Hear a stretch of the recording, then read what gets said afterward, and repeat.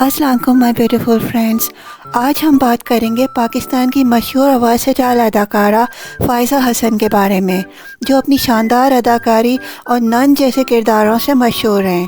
حال ہی میں وہ ڈرامہ آپا شمیم میں اپنی زبردست پرفارمنس سے دھوم مچا رہی ہیں، لیکن اس بار فائزہ حسن نے اپنی حقیقی زندگی میں بھی نن جیسی خاصیت دکھا دی۔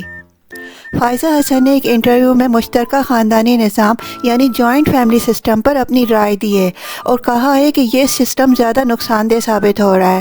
ان کے مطابق جوائنٹ فیملی سسٹم ایک دوسرے کے معاملات میں حد سے زیادہ مداخلت کرتے ہیں اور یہ تعلقات کو زہریلا بنا دیتا ہے۔ فائزہ نے کہا، فاصلہ بہتر ہے کیونکہ تب آپ ایک دوسرے سے محبت اور عزت زیادہ کرتے ہیں۔ اب دیکھیں، آپا شمیم یا نن جیسے کرداروں میں تو فائزہ حسن نے ہمیں یہ دکھائی دیا تھا کہ اگر کسی کو زہریلا بننا ہو تو وہ کیسے ہوتا ہے۔ لگتا ہے ان کا یہ انٹرویو ان کے کرداروں سے متاثر ہو کر ہی دیا گیا ہے۔